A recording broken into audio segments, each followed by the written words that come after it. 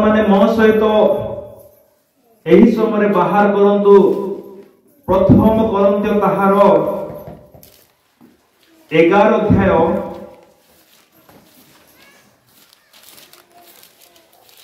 आमे 23 पदरु 25 पद पर्यंत पढ़िबा। मोर प्रभु को प्रिय लोक माने आजिरो शिक्षार समाप्ति परे आइ माने प्रत्येक प्रभु भजर अंशी हेबा। एणु आजि मोर प्रसंग एहा अटे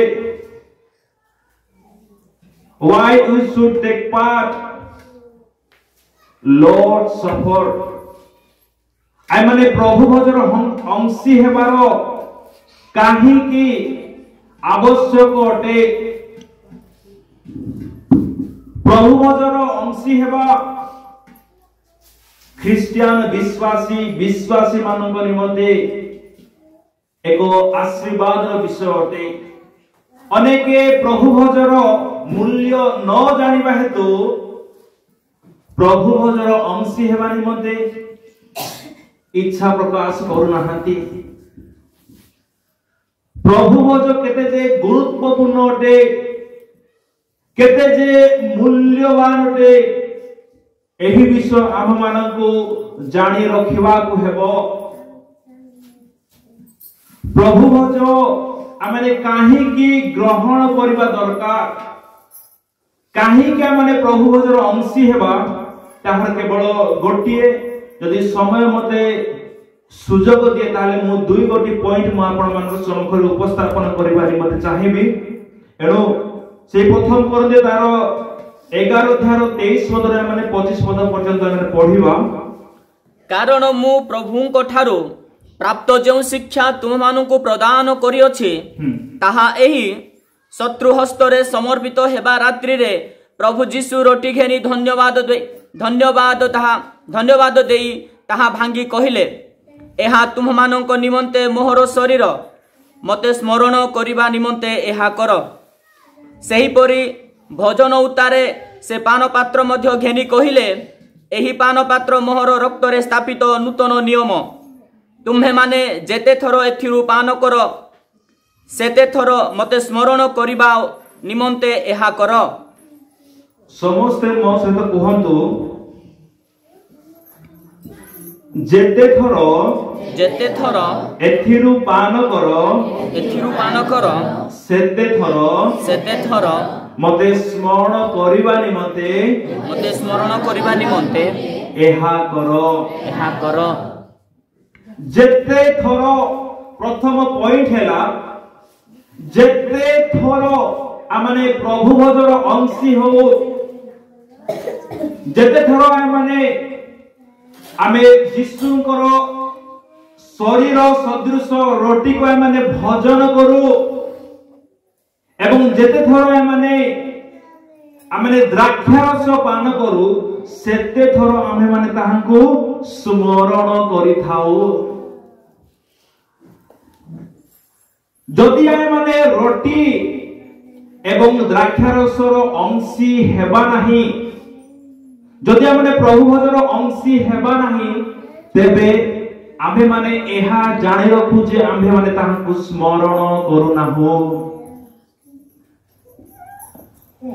आपण माने जदि रोटी एवं द्राक्षारसर अंशी हो नाहांती ताहले आपण माने एहा जानि रखंतु कि जे प्रभु यीशु ख्रीष्ट को आपण माने भूली जाई छंती।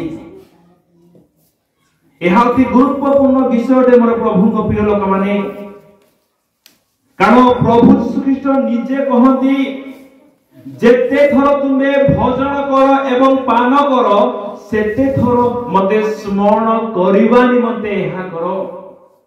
प्रभु यीशु ख्रीष्ट कहिले नाही तुमे मोर मु जे समस्त आश्चर्य कर्म शक्ति सहित साधन करी अछि, मु जेते समस्त भूत छड़ैली, मु जेते समस्त रोग सुस्थ कली, मु जो अद्भुत शक्तिर कार्य कली, समुद्र ऊपर चलिली, मढ़ा मानकु उठाइली, एही सकल विषय प्रभु स्मरण कर बोली कहिले नाही।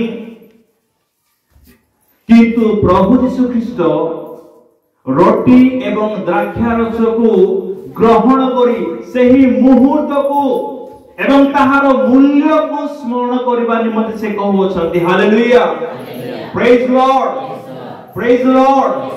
मोर प्रभु को प्रिय लोक माने प्रभु यीशु ख्रीष्ट से जो अपना शरीर देवा निमंते चाहिए, से जो अपना रक्त देवा निमंते चाहिए, से एमिति सेमिति खाली खाली थारे से अपना शरीर को रक्त को से आम मान को निमंते प्रदान कले नाही। एक हाईएस्ट लेवल ऑफ कवनेंट विषय मु आपण मान कहबा निमंते चाहिबी। एक अति हाईएस्ट लेवल रो चुक्ति जहा को एक प्रतिज्ञा बोली मध्य कहा जाए।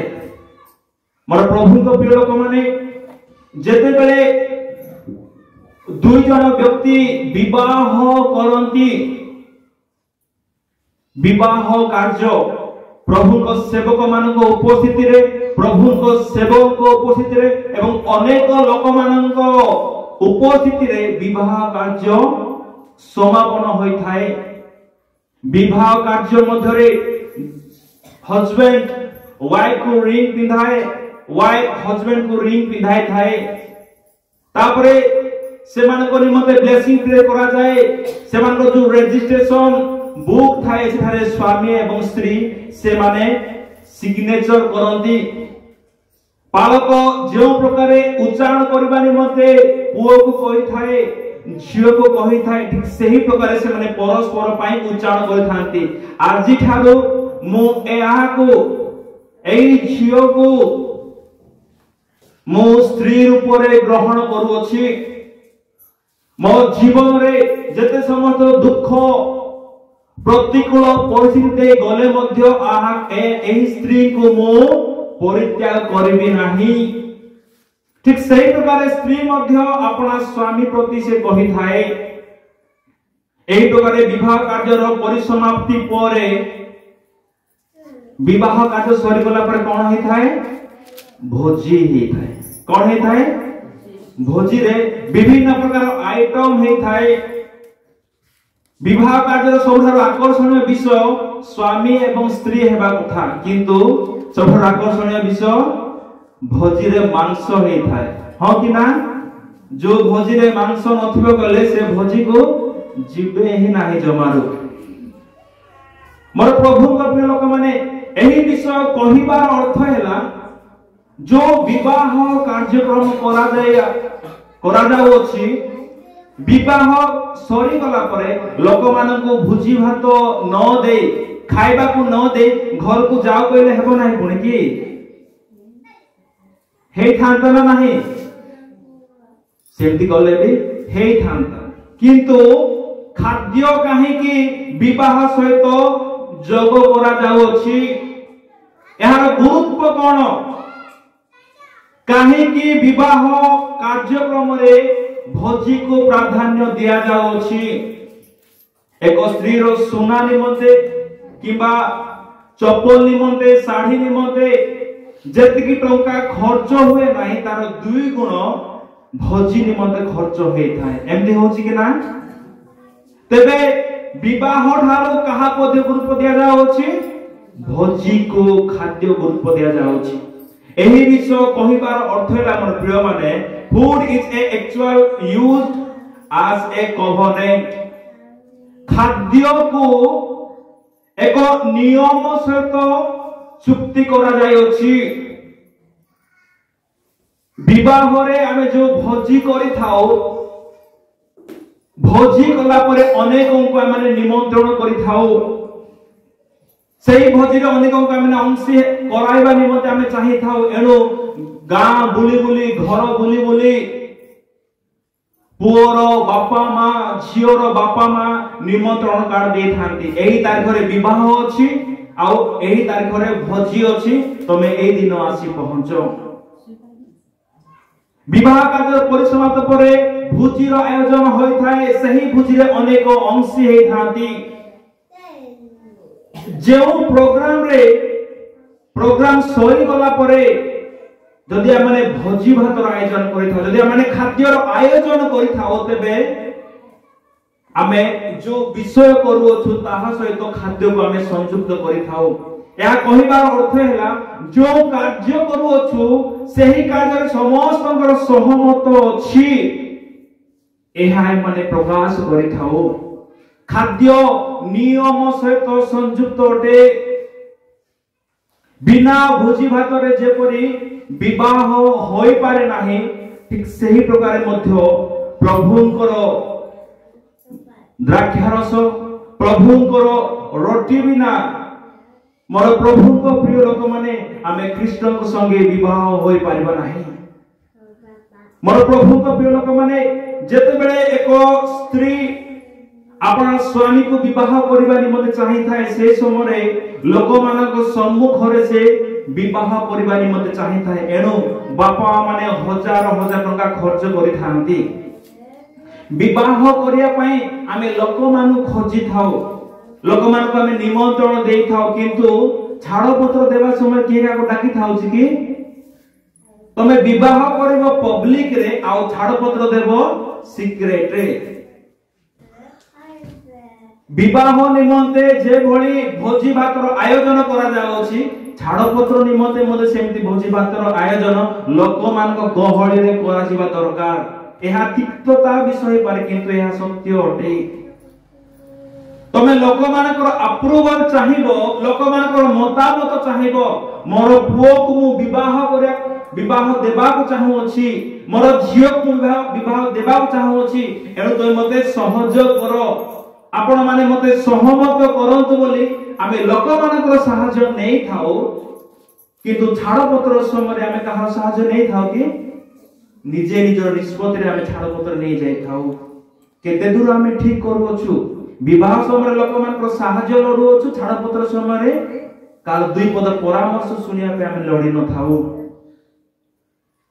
खाद्य मोर प्रभु को प्रिय लोक माने जनकर भोजी रे जदि आमे खाऊ अछु जनकर मील को जदि आमे ग्रहण करू अछु तार अर्थ हैला आमे तांकर मत सहित आमे कोन आमे मिसी जाऊ अछु तांकरी कथा रे आमे राजी हे जाऊ अछु से माने जो निष्पत्ति नियंती जो कार्यक्रम करंती सेथिरे आमे अंशी आमे हकदार बोली आमे कहि थाओ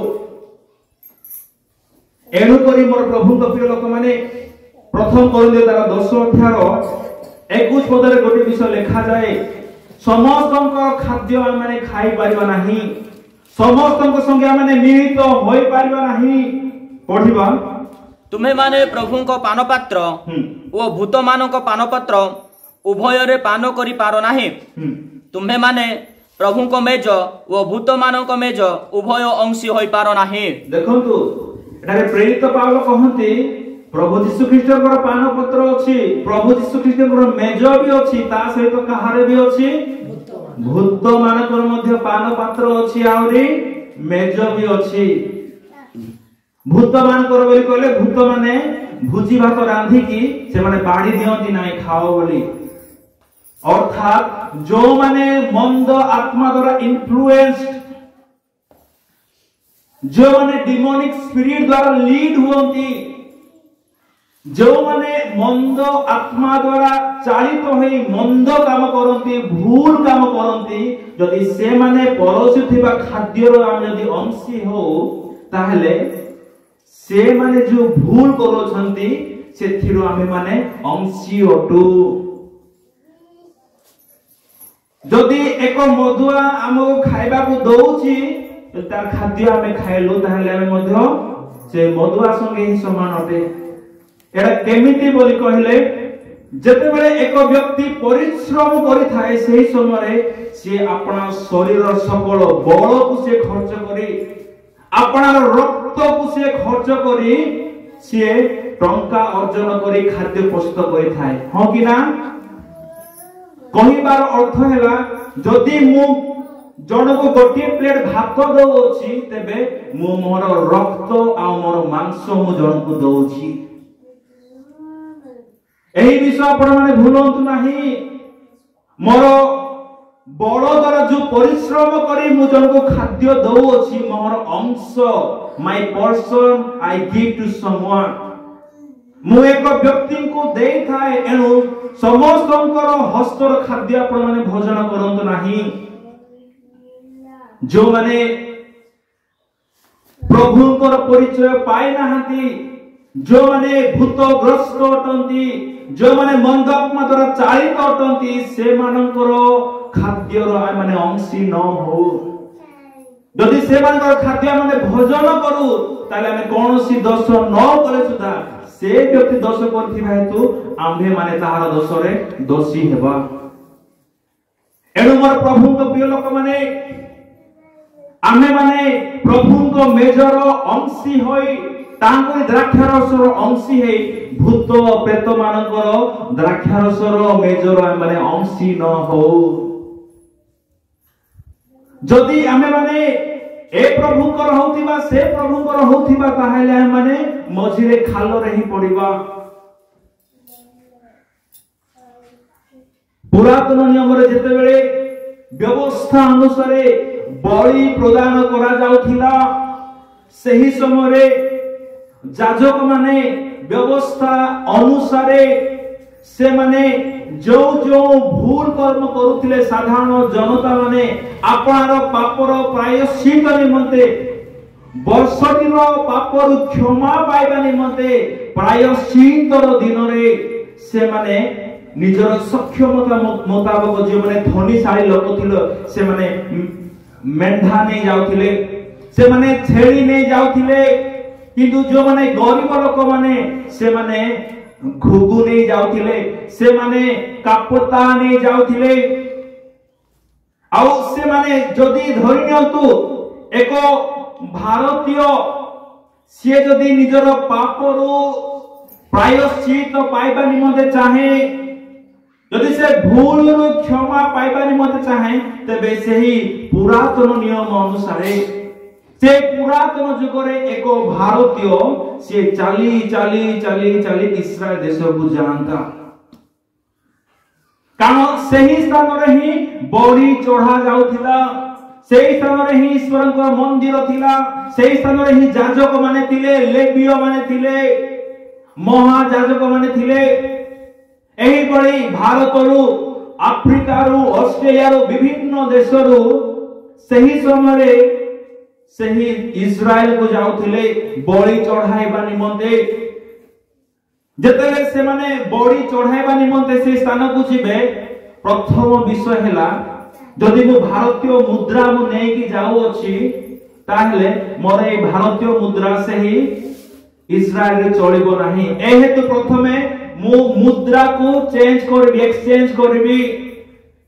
ସେମାନେ ଇସ୍ରାଏଲ ଲୋକମାନେ ସେକଲ ବ୍ୟବହାର କରନ୍ତି, କିନ୍ତୁ ଆମ ଭାରତୀୟ ଲୋକମାନେ ଆମେ ଟଙ୍କାକୁ ବ୍ୟବହାର କରୁଛୁ। ଆମର କରେନ୍ସି ହେଲା ରୁପିସ, ସେମାନଙ୍କର ଇସ୍ରାଏଲ ଲୋକମାନଙ୍କର କରେନ୍ସି ହେଲା ସେକଲ। ଯଦି ଏକ ବ୍ୟକ୍ତି ସିଏ ଯଦି ସେ ମେଣ୍ଢା ଯଦି ସେ ବିକିବ, ତାହେଲେ ଆମେ ନିଜର ଭାରତୀୟ ଟଙ୍କା ଦେଇ ଆମେ ସେହି ମେଣ୍ଢାକୁ କିଣି ପାରିବା ନାହିଁ। সেই ইসরায়েলের টঙ্কা সেকল প্রথমে আমাকে এক্সচেঞ্জ কলা পরে সেই মেন্ঢাକୁ ଆମେ କିଣି ପାରିବା, ନହେଲେ ଆମେ ଛେଳିକୁ କିଣି ପାରିବା। ଆଉ ଏକ୍ସଚେଞ୍ଜ କରିବା ନିମନ୍ତେ କୌଣସି ଏକ ନିର୍ଦ୍ଦିଷ୍ଟ ମୂଲ୍ୟ ନଥିଲା। ଯଦି ଆମର ଭାରତୀୟ ମୁଦ୍ରା 1000 ଟଙ୍କା, 1000 ଟଙ୍କା କହିଲେ କେତେ ଅଧିକ, କେତେ ବଡ଼ ଲାଗେ ଆମକୁ, କିନ୍ତୁ ସେମାନେ 1 ସେକଲ ବି ଦେଇ ପାରନ୍ତି। ଆମେ ଡିମାଣ୍ଡ କରି ପାରିବା ନାହିଁ, ମୁଁ ଯଦି 1000 ଟଙ୍କା ଦେଲି ତମେ ମଧ୍ୟ 1000 ଟଙ୍କା ଦିଅ। ମାନେ ସେହି ପ୍ରକାର ଅନ୍ୟାୟ କରା ଯାଉଥିଲା। ପ୍ରଥମ ବିଷୟ ତାହା ଅଟେ। ଏବଂ ଦ୍ୱିତୀୟ ବିଷୟ, ଯଦି ଏକ ଛେଳି 5000 ହେବା କଥା, ତାହେଲେ 5000 ପରିବର୍ତ୍ତେ ସେମାନେ 10000 ସେମାନେ ମାଗୁଥିଲେ। 10000 ଟଙ୍କାରେ ସେମାନେ ଛେଳି ବିକୁଥିଲେ, ମେଷ ବିକୁଥିଲେ। ଏହି ପ୍ରକାରେ जो समस्त लोक माने बाहर देशरु हो कि इस्राएल देशरु हो, से माने बलि करबा निमंते जो मेष, छाग, घुघु, कप्पा को से माने किनुथिले, अधिक मूल्य देई ठकी होई से माने से समस्त को किणी से माने बलि चढ़ाउथिले। प्रथमे मूल्य दे किणा गला परे से माने सही पशु किंबा पक्षी को जाजकर हस्त में से माने समर्पण करुथिले। जाजक ताहाको बलि चढ़ाउथिला। कहिबार अर्थ हैला मोर प्रिय माने आमानक निमंते प्रभु यीशु ख्रीष्ट बलिकृत हेबार थिला। ए हेतु जिहुदांक द्वारा 30 गोटी रौप्य मुद्रा से बिका गले। प्रथम रे 30 गोटी रौप्य मुद्रा रे बिका गला परे साधारण जनता प्रति इस्राएल रो से जो विक्रेता माने जे प्रकार अन्याय करुथिले, जेतिकी मूल्य नेबा कथा तार परिवर्ते अधिक मूल्य नउथिले, ठीक सही प्रकार प्रभु यीशु ख्रीष्ट को जेतिकी ताड़ना देबा कथा ताहाको जेतिकी अपमानित करिवार थिला, ताहाको जेतिकी निंदा करा जेवार थिला, ताहार परिवर्ते ताहाको प्रति अधिक करा गला। एते दारुण थिला, एते असह्य थिला। जदि एक मेष को छाउको बंध करा जिबार अछि तेबे ताहाको संपूर्ण द्विखंड करियाको पड़िबो एवं ताहार रक्त चतुर्पार्श्व बेदीर चतुर्पार्श्व जा छिंचा जीवो, ता शरीर भितरे जो अंत बुजरा थाए ताहाको जाजक मझिरे हाणी ताहाको बाहर करिबो एवं द्वितीय रे तार जो पाद धूली रे मैला रे परिपूर्ण हेथिबो से पाद को मध्य धुई पकेइबो। एही प्रकार एक जाजक मेष को छाग को घुगु को कप्ता को बलि प्रदान करुथिला। कहिबार अर्थ हैला मोर प्रिय माने अंतरस्थ शरीर भितर थिबा अंत बुजुला बाहर करिबार अर्थ हैला आमानकर अंतर रे जो समस्त पाप को माने कूढ़ कूढ़ करी भर्ती करी रखी थाओ, ए समस्त विषय मान को बाहर करिया को पड़िबो। एवं द्वितीय विषय हैला ए पाद कुआर न जीवा को इच्छा प्रकाश करे, ए पाद व्यभिचार घर को जीवा को इच्छा प्रकाश करे, ए पाद मदुआ घर को इच्छा जीवा को इच्छा प्रकाश करे, ए पाद ठकिवा पई आगो को बढ़िया पई इच्छा प्रकाश करे। एही प्रकार एही पाद को अर्थात बाह्य शरीर को विभिन्न प्रकार पाप कार्य निमंते माने व्यवहार करि थाओ। केवल अंतरस्थ आमानकर हृदय सफा कर यथेष्ट नहे, आमानकर बाह्य जीवन बाह्य शरीर मध्य सफा हेबा दरकार अटे। एहे तुमर प्रिय माने एक मेष को छाग को हणा जाए, तार अंत बुजाळ बाहर करा जाए, तार पाद को सफा करा जाए, तार रक्त को बेदीर चतुर्पार्श्व छिंचा जाए। जो बेदीर अग्नि जळु थाए सेही बेदीर अग्नि रे सेही बलिदान को सेही मेष को जळा जाउथला संपूर्ण भाबरे। मोर प्रिय माने प्रभु यीशु ख्रीष्ट मेष को जे भली बेदी रे जळा जाउथला, ठीक से प्रकार सकाळ 9 घंटा आरंभ करी अपराह्न 3 घंटा पर्यंत आपण मानकर मौन पाप निमते प्रभु यीशु ख्रीष्ट क्रूस रे 6 घंटा जळी थिले। ईश्वरकर क्रोध द्वारा से जळी थिले, आमानकर पाप हेतु ताको असह्य जंत्रणा सहन पड़िला। बेदीर रक्त जेपरि चतुर्पार्श्व रे विच्छुरित हुए, मेषर रक्त जेपरि चारिपार्श्व रे बिंछा जाए, ठीक सही प्रकार सिए जदि आघात प्राप्त होय न थांते, ताहांकु जदि मरा जाय न थांता, ताहांकु जदि चाबुक रे आघात करा जाय न थिले, तांकर रक्त सर्वदेशीय मानक निमंते की परि बिंछा जाय थांता। आमे गोटे पद पढिबा भावरे जिसाई को पुस्तक ताहार 53 अध्याय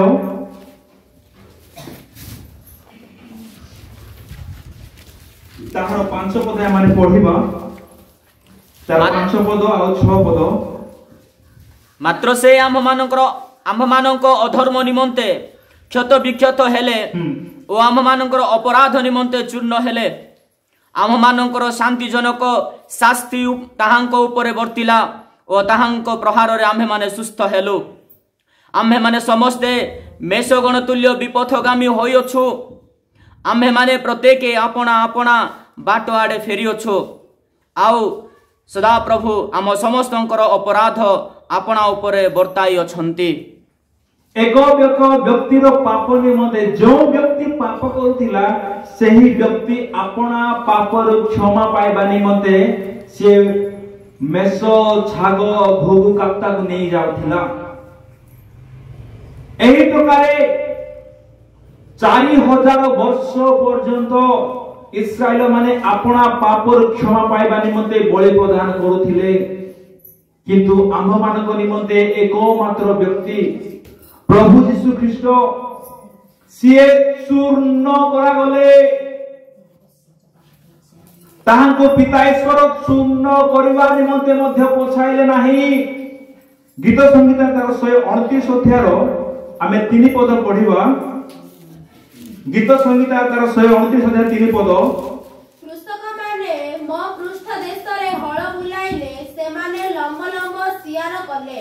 एठारे गीत रचक कहंती प्रभु यीशु ख्रीष्टंकर विषय भाववाणी करी कहंती कृषक माने मो पृष्ठ देशरे हळ बुलाइले से माने लंब लंब सियार कले। जेतेले प्रभु यीशु ख्रीष्टंकर पिठी रे कोड़ारे आघात करा जाउथिला ताहा की प्रकार देखा जाउथिला बिलोरे तैयारी करा जायथिबा बा हळ बुला जायथिबा सियार बडी देखा जाउथिला।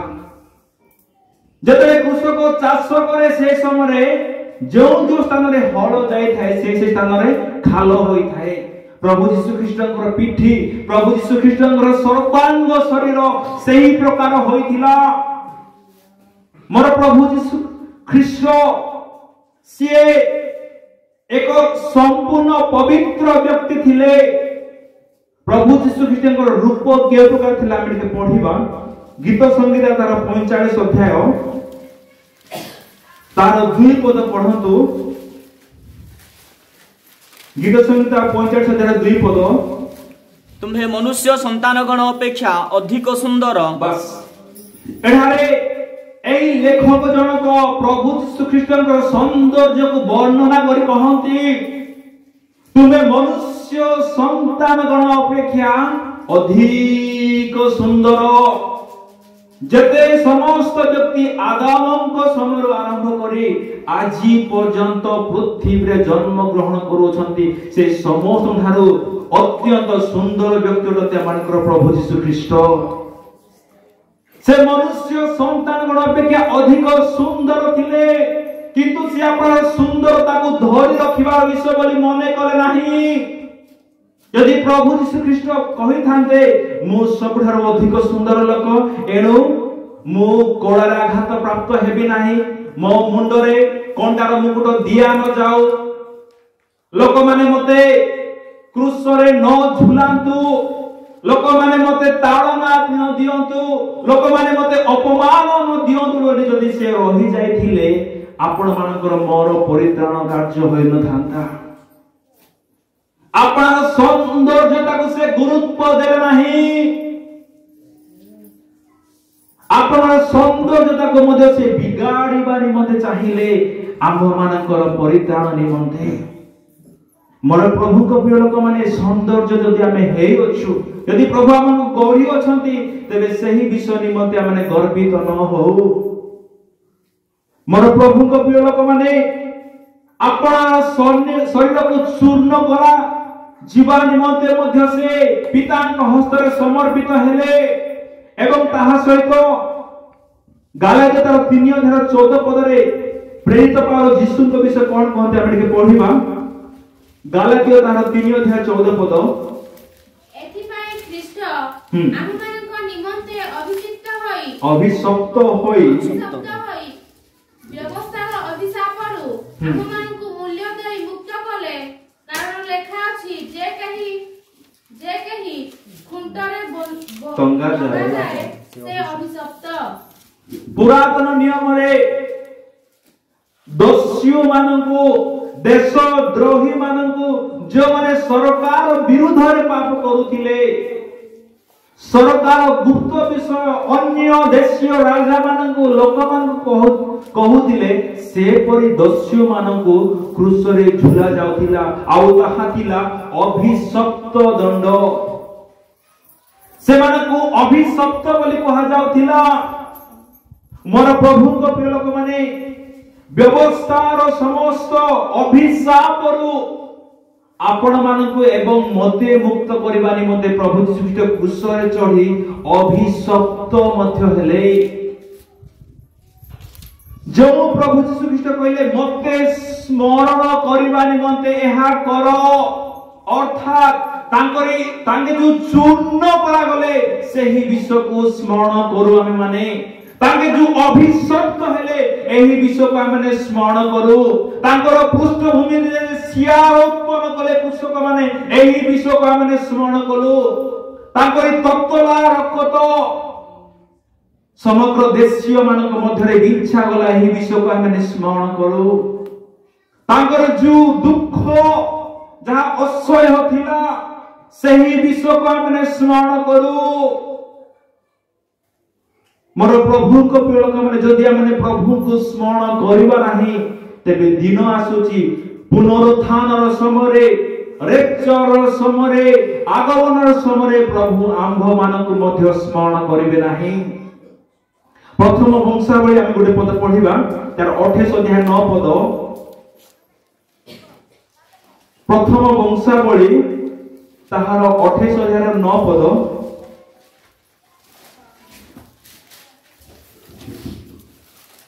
आओ हे मोर पुत्र सलोमन तुम्बे अपना पितार परमेश्वर को ज्ञात हुआ वो सिद्ध अंतकरण रे वो इच्छुक मन रे तांकर सेवा कर कारण सदा प्रभु समस्त अंतकरण अनुसंधान करते वो चिंतार सकल कल्पना बुझंते जे तुम्बे तांकर अन्वेषण करिवो जेबे तुम्बे तांकर अन्वेषण करिवो तेबे तुम्बे तांकर उद्देश्य पाइबो मात्र जेबे तुम्बे तांको त्याग करिवो मात्र जेबे हे सलोमन मोहर प्रिय पुत्र जेबे तुम्बे ताहांको अर्थात परमेश्वर को त्यागिबो छाड़ी देबो भूली जीवो तेबे से तुमको विचार चिरकाल दूर करिवे। जदि आमे अपन परमेश्वर को स्मरण करबार भूली जीवा जदि तांकरी क्रूसीय मन को आमे जदि स्मरण करबा नाही जदि आमे तांकरी प्रभु भज को आमे स्मरण न करू तेबे सही परमेश्वर जिए प्रेम करंती सिया मानकु परित्याग मध्य करबे मानकु से भूली मध्य जीवे। जो परमेश्वर कहिथिले आमे तुमरी नाम को अपना पापुड़ी रे लेखियोछु मां अपना जन्मजात शिशु को भूली जाय पारे जिसाय तार 49:15 पद अनुसार किंतु आम्भे तुमको भूलिबा नाही। जो परमेश्वर कहते आम्भे तुमको भूलिबा नाही सेही परमेश्वर कहउछंती जदि तुमे हमन को स्मरण करिवो नाही ताले आम्भे तुमको स्मरण करिबा नाही। मोर प्रभु को प्रिय लोक माने आमे जदि प्रभु को बलिदान को जदि आमे मने पारु नाहु ताले आमठारु दुर्भागा हतभागा किए अटे। मोर प्रभु को प्रिय लोक माने जो माने प्रभु यीशु ख्रीष्टंकर क्रूसर बलिदान को स्मरण करूथिबे से माने केबे मध्य पाप करिबा निमंते चाहिबे नाही से मानक द्वारा भूल होई पारिबो नाही से माने अपराध रे लिप्त होई पारबे नाही से माने अधर्म कार्य रे जड़ित होई पारबे नाही। आमे ख्रीष्टंकर से क्रूस को स्मरण न करि पारिबा हेतु तांकरी बलिदान को आमे मने न रखिबा हेतु भूली जिबार अपोजिट वर्ड कोन उठे मने रखिबा। जदि आमे यीशुकर बलिदान को मने रखु नाहु ताले आमे केमिति तांको विरुद्ध रे आमे ठिया हे पारिबा नाही।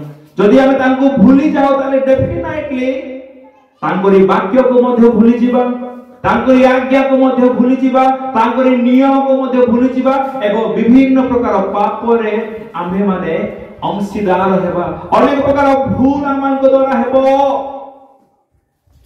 যদি খ্রিস্টଙ୍କର ସେ ବଳିଦାନକୁ ଆମେ ସ୍ମରଣରେ ରଖି ବଞ୍ଚିବା ତେବେ ଆମମାନଙ୍କ ଦ୍ୱାରା କୌଣସି ଭୁଲ ହେବ ନାହିଁ। ମୋର ପ୍ରଭୁଙ୍କ ପ୍ରିୟ ଲୋକମାନେ, ଯୀଶୁ ଖ୍ରୀଷ୍ଟ କେତୋଟି ଆଶ୍ଚର୍ଯ୍ୟ କର୍ମ କଲେ, ଏହି ବିଷୟ ସ୍ମରଣ ରଖିବା ଏତେ ଇମ୍ପୋର୍ଟାନ୍ସ ବିଷୟ ନାହିଁ।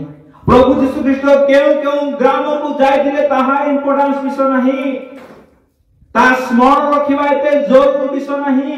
ପ୍ରଭୁ ଯୀଶୁ ଖ୍ରୀଷ୍ଟ ସମୁଦ୍ରରେ ଚାଲି ଚାଲି କେତେ ମାଇଲ ଗଲେ ତାହା ଜାଣିବା ଏତେ ଇମ୍ପୋର୍ଟାନ୍ସ ବିଷୟ ନାହିଁ, କିନ୍ତୁ ଆମ୍ଭମାନଙ୍କ ନିମନ୍ତେ ସେ କ୍ରୁଶରେ ଝୁଲା ଗଲେ, ଆମମାନଙ୍କ ନିମନ୍ତେ ସେ ଚୂର୍ଣ୍ଣ କରାଗଲେ, ସେ କ୍ଷତ ବିକ୍ଷତ ହେଲେ, ସେ ବିଦୀର୍ଣ୍ଣ ହେଲେ, ସେ ଅଭିଶପ୍ତ ହେଲେ, ସେ ଘୃଣିତ ହେଲେ, ଏପରିକି କ୍ରୁଶରେ ସେ ନଗ୍ନ ମଧ୍ୟ କରାଗଲେ, ଆମମାନଙ୍କ ନିମନ୍ତେ ସେ ଉଲଙ୍ଗ ହେଲେ। ଆଉ କଣ କରିଥାନ୍ତେ ମୋର ପ୍ରଭୁଙ୍କ ପ୍ରିୟ ଲୋକମାନେ ଆମ୍ଭମାନଙ୍କ ପାଇଁ? ସିଏ ତାଙ୍କରି ଉଲଙ୍ଗତା, ତାଙ୍କରି ଅଭିଶପ୍ତ ଅବସ୍ଥା, ତାଙ୍କରି ଦୁଃଖର ଅବସ୍ଥାକୁ ଆମେ କେବେ ଭୁଲି ନ ଯାଉ। ଯଦି ଆମେ ଭୁଲିଯିବା ତେବେ ପ୍ରଭୁ ମଧ୍ୟ ଆମମାନଙ୍କୁ ଭୁଲିଯିବେ। ମୋର ପ୍ରଭୁଙ୍କ ପ୍ରିୟ ଲୋକମାନେ, ଏ ହେତୁ ସର୍ବଦା ଆମେ ଆପଣର ପ୍ରଭୁ ଯୀଶୁ ଖ୍ରୀଷ୍ଟଙ୍କର ସେହି ବଳିଦାନକୁ ଆମେ ସ୍ମରଣରେ ରଖୁ। ଏହା ପ୍ରଥମ ବିଷୟ।